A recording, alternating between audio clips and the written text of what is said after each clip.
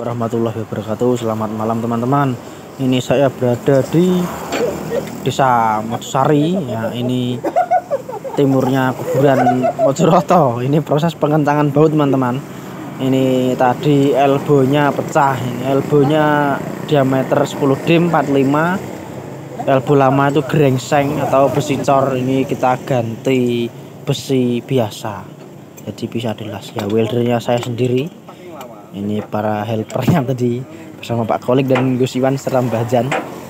Saya yang gerinda dan juga mengelas teman-teman. Nanti saya tunjukkan hasil alasannya seperti sisik ular. Oke.